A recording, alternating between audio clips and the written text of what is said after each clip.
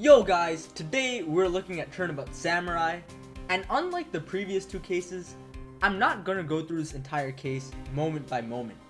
The reason being, this is where the cases get somewhat longer, so if I did try going section by section and try to cover all the events that take place, that would just take way too long and we would be here forever. So let's start with something that this case is known for. It's known for being the first filler case in the series. A filler case is a case that doesn't have much effect on the overarching story of the game. These don't really bother me, but Turnabout Samurai definitely doesn't feel like filler. It feels like you need it in the game, and that's because of the characters.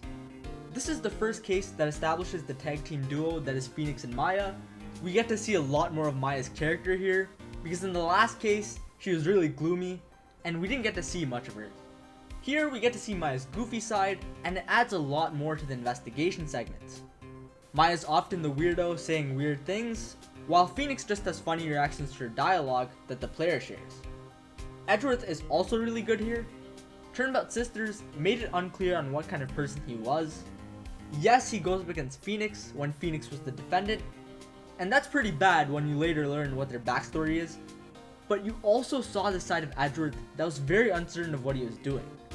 He was about to get his childhood friend arrested, but he definitely wasn't as bad as Phoenix described him to be. In the climax of Turnabout Samurai, he actually works with Phoenix to take down D. Vasquez because he realizes that Will Powers really is innocent, and it's only natural that Will Powers should be declared not guilty. We even get some build up to this with his objections that just come out of nowhere.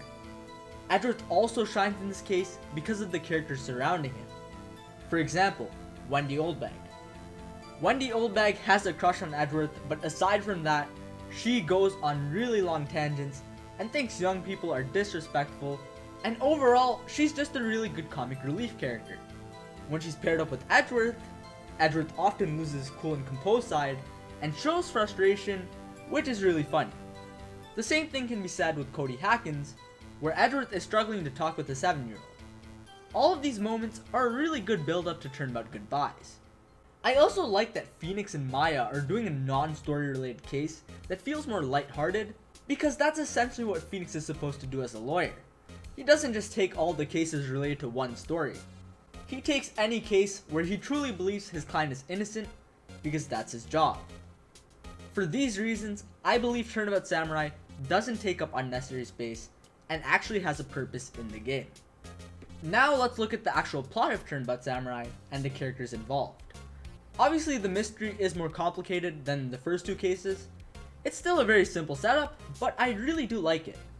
It starts with Jack Hammer drugging Will Powers' food, which makes Will Powers sleepy, and once Will Powers is fast asleep, Jack Hammer puts on the Steel Samurai costume and goes to Studio 2. He went to Studio 2 in order to murder D. Vasquez, but D. Vasquez ended up pushing him in self-defense, and Jack Hammer ended up getting stabbed by the spear on the fence. There are obviously extra details such as the monkey head falling off due to the wind, which blocked off Studio 2 for a certain period of time, and D. Vasquez transporting the body to Studio 1. Now I did notice a lot of people commenting on the strange case logic for Turnabout Samurai. Now me personally, I actually don't think there are any plot holes here. I think the problem is that everything is underexplained. I think Turnabout Samurai needed a better explanation on the details surrounding the case. So I'll give an example. One of the details that confused people a lot is how D. Vasquez had an alibi because the monkey head fell. That makes no sense to a lot of people because why doesn't she go past the trees? Right? Like there's a forest. Why doesn't she just use that?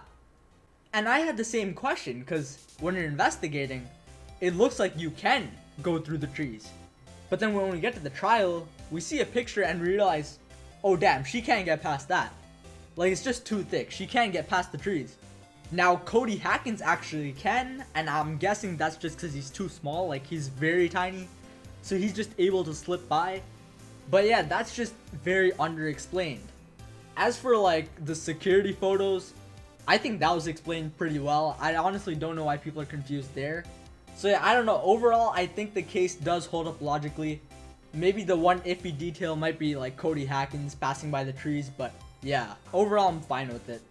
What I really like about Turnabout Samurai though is its focus on the characters. Cody Hackins is a disrespectful kid who has an obsession with the Steel Samurai. Whenever people start talking about the Steel Samurai, his demeanor changes to a more cheerful one. Except for the time where he literally sees his hero get murdered and has a breakdown on the witness stand. Jack Hammer was a star actor, but he made a single mistake when he shot a scene and ended up accidentally killing someone. This incident was covered up, but D. Vasquez used it against Jack Hammer as blackmail. Jack Hammer fell from stardom and got reduced to a villain role in a kids show, and because of that, he wanted to kill D. Vasquez for ruining his career for the past 5 years. He also chose to frame Will Powers because Will Powers was the Steel Samurai, the hero that had fame, and the hero everyone adored. Now initially, the game makes Jack Hammer sound like a victim that was plagued by an unfortunate accident. Wendy Oldbag was a big Jack Hammer fan, and she said he didn't deserve any of this. D. Vasquez, on the other hand, was portrayed as this manipulator. She made Jack do her bidding and used an accident to control it. She has ties to the Mafia and is ready to kill us. Thank God for Gumshoe coming in clutch.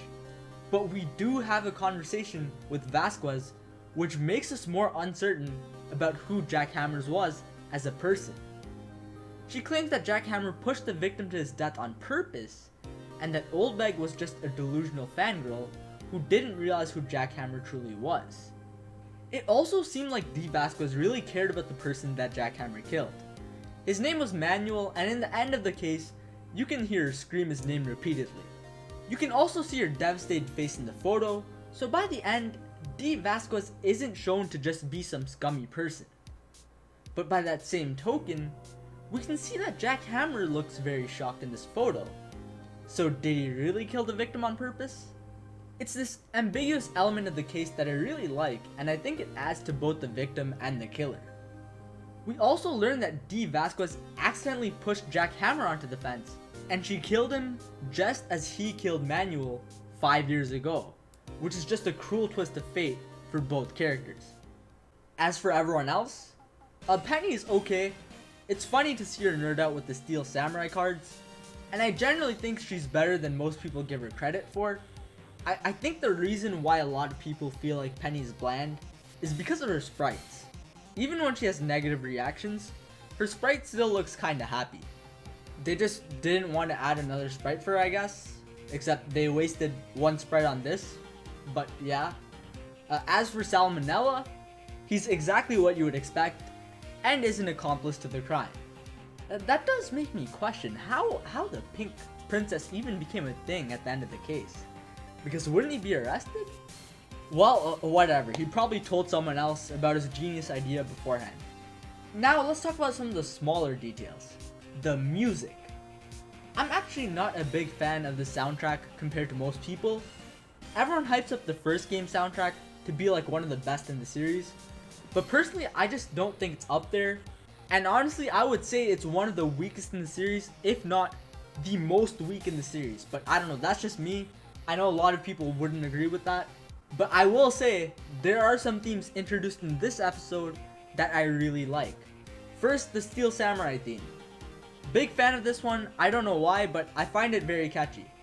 But my favorite new addition has to be the Reminiscent song in this case. It really makes the final moments with D. Vasquez and Jack Hammer more memorable. Now, one thing I didn't like about this case was the investigation. More specifically, the second investigation. The problem with this segment was that it felt like you were just pressing the move button all the time. Oftentimes, you're gonna go from the leftmost room of the studio to the rightmost room of the studio, and vice versa. And because of this, you're just gonna keep spamming the move button over and over again, and it just didn't feel efficient, it just didn't feel fun. There's also the same problem of not knowing how to progress in the investigation. Again, thankfully it wasn't too bad. I never really got stuck, but there were parts that I think took longer than they needed to. Another thing I noticed is how different the first game feels. Now, I won't be spoiling anything from the games coming after, but playing some of those, and then coming back to the first game, I do notice a lot of changes that the series made. For one, each segment feels very quick. You go from investigation to trial to investigation to trial very, very quickly. And it's not necessarily bad. I was at no point really bored with the case, but it is very different from what I know today. So it was interesting coming back to this type of style. Another thing is the gameplay. In the first game, there are a lot of moments where you just have to press a statement from the witness testimony, and then the case actually moves forward. Like, you don't have to give any evidence, you just have to press statements, and all of a sudden, you're cross-examining a new testimony. And I don't remember later games doing that often, if not at all, so that's also something very interesting about the first game. Are these changes better? Are they worse? I don't really know. I don't have a clear answer on that now, and I think I'd need to play some of the sequels again to get a better idea on what I prefer. Another thing I want to add is the fence. I didn't like how Phoenix never pointed out how the fence was bent. I don't know if fence is the best way to describe it, but you know, the murder weapon. I don't mind that he didn't put two and two together and didn't realize, oh damn, the samurai spear is broken, and there's this spear-like thing here that could be the murder weapon instead. That's fine, he can connect that in the trial, but why doesn't he comment on how strange that is? The entire case, he just points out how there's flowers, and that's just weird. I don't really like it when the protagonist purposely avoids information right in front of their face. All I really ask for is a mention of how it's suspicious, because it's really weird how he avoids that for 2 investigations. Now to end this off, let's talk about Mia. I do think Mia's addition in this case was a good thing overall. It made the second day feel different. It was funny how Cody would give the answers to Mia, but would go back to being disrespectful when Phoenix asked him stuff. And overall, I'm okay with Mia assisting Phoenix, because he's still a rookie. What's also nice is that we get some answers as to if people are noticing this Mia-Maya switch. Somehow, I guess they look similar enough to where people can't tell them apart. I mean, I know they're sisters, but they look pretty different, but whatever. Penny Nichols is the first person to mention how Maya looks a little different from before. But after Phoenix denies the fact, she gives up on her suspicions, so it's nice that that's resolved. As for the spirit channeling itself, we don't get a clear answer on how it works. Mia's able to familiarize herself with all the details of the case very quickly, despite not being around. She's dead, but she knows stuff that she shouldn't, so I guess she's able to know everything Maya knows once she enters her body? It's weird, it's not really explained, and I think it kinda should be if they're gonna use it often. But overall, a good addition.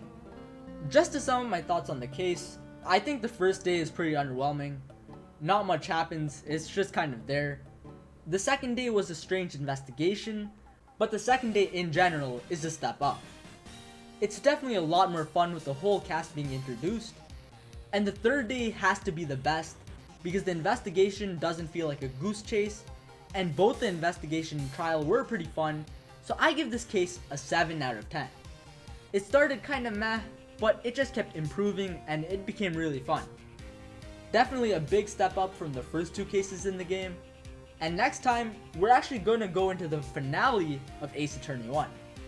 Yes, it's not the final case of the game, but this was the original finale, so it's going to be fun to see how the main story concludes. See you guys for Turnabout Goodbyes.